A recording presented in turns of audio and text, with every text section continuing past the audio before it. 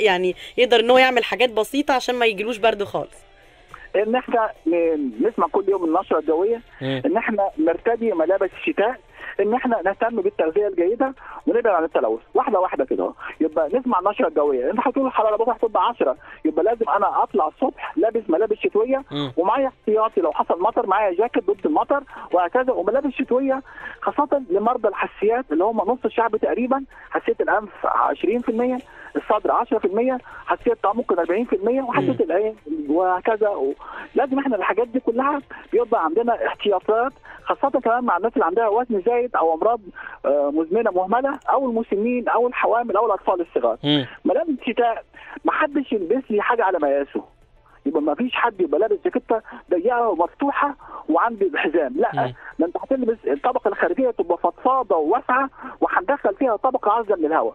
وجود طبقه عازله من الهواء عريضه وبين الملابس الخارجيه والملابس الوسطانيه، ده بيبقى بيحافظ على درجه حرارتي وما يخليش البرد يجيني. دي معلومه جديده جدا، وطبقناها في مصر هنا بقى لنا حوالي 3 سنوات، ومرضانا او اللي يحضروا لي محاضراتي بينعموا بشتاء ممتع. ما شاء الله. يعني معنى كده ان لو حد هينزل يشتري بالطو او جاكيت يجيبوا مقاس اكبر منه، واسع، مش عايز حاجه يقول لك على مقاسي ولا هيفرق، لا يقول لك الشياكه برضه يا دكتور.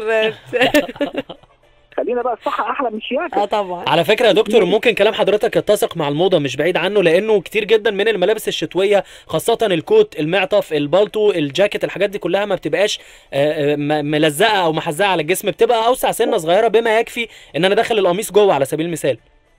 في ناس فاهمه، ناس فاهمه. اثنين خلي بالك، انا بتكلم دلوقتي ممكن يسمعوني دلوقتي باي منطقه في العالم 6 قارات. انا في مرضى بيكلموني، وليا مرضى اللي هم في سويسرا والمنطقه بتاعت فرنسا مناطق بارده جدا عننا وروسيا، وبيكلموني ويقولوا انا بنعمل كده يا دكتور مجدي، وتكلمني وتبعت لي تقول لي يا دكتور مجدي تصدق انا كان عندي ربو وجيت لك وخدت كذا ولبست كذا ودلوقتي متصوره بس زحله اهو، اخدت ده انا نسيت الدواء يا دكتور. لبست زي ما قلت لك بالظبط. حتى ساعات بقول لهم البسوا عوينات، يعني جلاسز كده مخصوصه عشان تحافظ على العين ما تنشفش من البرد او الثلج. جميل. ان احنا في حاجه اسمها الطبقه الوسطى. الطبقه الوسطى هنلبس حاجه صوفيه. ليه؟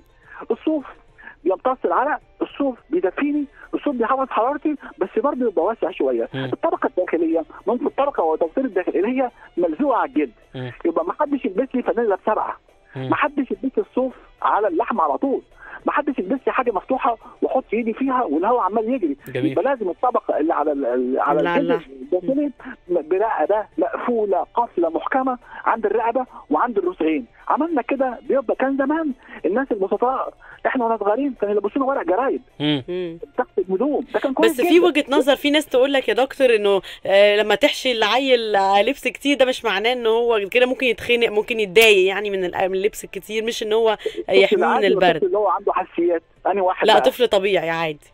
طبيعي خلاص، يعني اللي عاوز يعمله ما بيسمعش كلامي. اللي عايز يعمله اعمل اللي انت عايزه، ربنا يحفظك وربنا يحفظ عليك النعمه والصحه يا رب يا دكتور. بنتكلم على المرضى اللي هو نص المجتمع. طيب بعد كده انا هتلبس الطبقه الخارجيه بتبقى بسوسته او بزراير، بس لما ادخل مكان ركبت العربيه، ركبت مكان زحمه، طلعت في اي مكان فيه ناس، ابتدي افتح شويه ليه؟ عشان اعمل نوع من التهويه ويبقى ما يحصلش عندي العرق والرطوبه. بعد كده الحاجات دي كلها عملناها، هنزود كمان عليها يكتبوا معايا كده مثلا نقاط الضعف في الجلد. دي بقى ابحاث معموله وعملناها وبنطبقها في حياتنا. يعني ايه نقاط الضعف في الجلد؟ انا لو سقعت هتعب، يقول لك انا زي الحديد. ايوه زي الحديد، طب برافو عليك، خليك بقى. هو الحديد لو احنا دخلناه المعمل يا استاذ بالظبط هيتاثر طبعا بالحراره وبالبروده. الله ينور عليك، يبقى الحديد هينكمش بالبروده، يعني هيقل طوله. طب احنا لو جبنا وعاء دموي، لو جبنا انسان وحطيناه في معمل ثلج هيحصل ايه؟ هينكمش. هيحصل ايه في المناعه؟ خلايا المناعه هتهرب، الاوعيه الدمويه والشعيرات الدمويه هتقل، يبقى الغشاء المخاطي للانف اللي هو اهم حاجه عندي تستقبل الهواء هتنكمش، هتخلي المناعه تهرب بعيده، يبقى هيبقى المنطقه دي كلها ساقعه ومش كويسه. يبقى الحل لازم ادفي انفي. ازاي؟ ان انا في ناس بتلبس كوفيه، في ناس تعمل حاجه غطا مخصوص للانف، هتدفي جلدك كله. ليه؟ اصل الجلد كله متصل ببعضه، ودرجه حراره الانف تقريبا 32 33 طلعت هي دي الدرجه المثلى لتكاثر فيروسات البرد والانفلونزا. وطلع كمان بكره هتبقى الحراره 10 مثلا، هتلاقي درجه حراره الجلد بتاعت القدمين في بعض الناس 16 و19. طب غطا مخصوص للانف ازاي؟ بيلبسوا كوفيه او بيعملوا حاجه زي كده بطه مخصوص يحطوها عند الودن زي النضاره ويغطي المناخير. اوكي. او تحط كوفيه، حط اي حاجه وانت نازله على التلفزيون على المسبيرو رايحين على الكورنيش البس اي حاجه. احنا في المدينه المدينه اسقع اصلا من المسبيرو طبعا. تمام مع حضرتك. اي حاجه وانتم خارجين رايحين العربيه. بعد كده كمان مهم قوي ان احنا كمان اما الجلد بيدفى ده بيدفي الانف. نقاط الضعف في الجلد اكتبوها 1 2 3. نمره 1 القدمين. يبقى ابتديت هل في علاقه بين القدمين والانف؟ نعم. القدمين الباردتين دول بيخلوا الانف تسقع، بيخلي ميكروبات البرد الغريزه ويزود لك. دكتور مجدي هل ده علشان الجسم يعني بيفقد الحراره من الاطراف، من الايدين، من المناخير، من الودان، من الرجلين؟ ليه؟ الله ينور عليك. لان دي حاجات مكشوفه لانها مش متغطيه، دي اللي بتستقبل الهواء الخارجي. مساحتها هتلاقي بس المساحه كبيره مقارنه للكتله بتاعتها. الحاجه الثانيه هنلبس كلنا شرابات مش صيفي مش قصيره، شرابات طويله ولازم شرابين. والحاجه برضه اللي بعدها ان احنا مهم قوي عندي الاذن ما بتسقع ممكن تسقع لي الانف، تعمل لي مشكله. اصل الاذن بشكل عام معموله من غضروف وما فيهاش اوعيه دمويه كتيره، ما فيهاش تدفئه وما فيهاش توليد حراره، ما فيهاش عضلات تعمل لي حراره. وبالتالي انا موافق اللي عايز يدفي اذنه يلبس كوفيه، يلبس طاقيه، يغطي، يحط حاجه على ودنه وهو راكب الموتوسيكل راكب العربيه. مهم جدا الحاجات دي. غطينا الاذن ودفينا الرسغين ودفينا القدمين ودفينا اليدين ودفينا الرقبه. بتفرق معانا قوي قوي قوي في فصل الشتاء. طب اخيرا يا دكتور، لو حد بقى عنده برد ايه الحاجات اللي ممكن يشربها عشان يأثر في عمر البرد شويه ويروح بسرعه؟ هنشطب على كلمه مضاد حيوي. تمام. في فيروسات. هنكتر من السوائل الدافيه بدءا من الشوربه واي حاجه سخنه ونستنشقها ونشمها، ده بينشط الدوره الدمويه. هناخد حاجات زي فيتامين سي. وانت عندك بقى كل الجوافه والبرتقال والليمون والبقدونس والحاجات دول. الكيوي بس مش موجود دلوقتي بكثره زي الاول. الحاجه بعد كده ان احنا هنشرب كمان مشروبات العطريه. يبقى عندك البردوش والتبي والورد وكل المشروبات القديمه بتاع زمان دي هنرجع لها تاني. والكاموميل والنعناع. حط زنجبيل كتير في اكلك في اكلكم، وكتر لي في السلطه من الحاجات الزرقاء. يبقى البنجر والفجل الصيني والكرومبه البنفسجيه او الكرومبرونك الحمراء دي الزرقاء دي مهمه جدا، بتدي حاجات بتفيد. وهتكتر من كلمه توم وبصل اخضر في حياتك وتمتع بالشتاء ان شاء الله. ان شاء الله. شكرا جزيلا لحضرتك. كان معانا دكتور مجدي بدران عضو الجمعيه المصريه للحساسيه والمناعه.